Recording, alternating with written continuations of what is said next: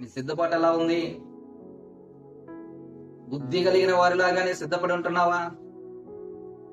దేవుని రాకడ ఇప్పుడు వచ్చినా, లేదా మనకు మరణము సంభవించినా పరలోక రాజ్యంలో ఆయనతో ఉంటానన్న గొప్ప నిశ్చయితలో ఉంటున్నావా? అలాంటి సిద్ధపాటు కలిగిన వాడుగా, సిద్ధపాటు కలిగిన దానిగా ఉంటున్నావా? చూసుకుందాంలే, ఇంకా సమయం ఉంది కదా, ఆయన వస్తానంటున్నాడు. 5 సంవత్సరాలు గడిచిపోతా ఉన్నాయి, వచ్చే సమయాన్ని చూద్దాంలే,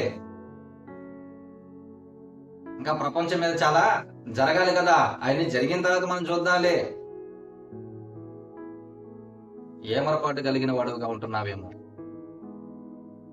దేవుడు ఆలస్యం చేస్తున్నది కొలది నువ్వు సిద్ధపాటు కలిగి అన్నిటినీ సమకూర్చుకోవాల్సిన పరిస్థితిలో ఉండవలసిన వాడివై ఉండి కూడా ఆలస్యం అవుతుంది కాబట్టి తర్వాత చూద్దాం అని అనుకుంటున్న పరిస్థితుల్లో నువ్వు ఉంటే ఆయన ఎప్పుడు వస్తాడో తెలియదు. ఆయన వచ్చే సమయానికి అయ్యో నా దగ్గర అది లేదని కంగారు పడి అటు ఇటు పరుగులు తీయడం తప్ప ఆయనతో కొనిపోబడడం ఉండదు.